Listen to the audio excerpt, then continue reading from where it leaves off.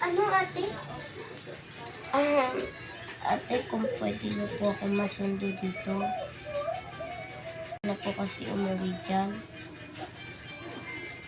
Sa totoo, nagsiraan po kami ni Kylie.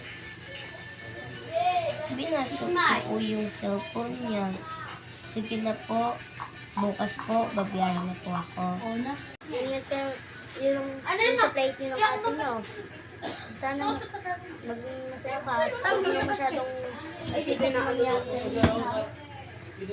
Gawin mo dyan sa Durabox. Oo, hindi ko sisirain yung sinabi niyo sa akin. Tsaka pala, bukas na pala ako babiyahin. Safety kayo dito, ha? Sana. Oh. Ingat ka, ha? Sana pag nandun ka na, magpaalala pa rin ako. Oo naman, di kita kakalimutan. Isimiklik pa kaya. Ano tayo? Huwag mo ganyan! Okay, go. Bes! Oh, babiyahin na pala ako. Oh, Bes. Ito sa si ate.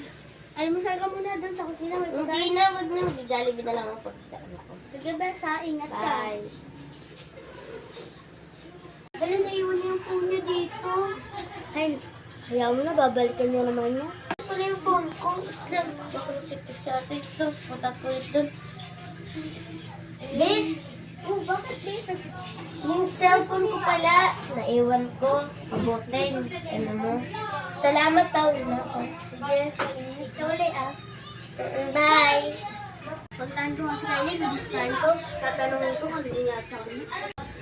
Uy, Kylie!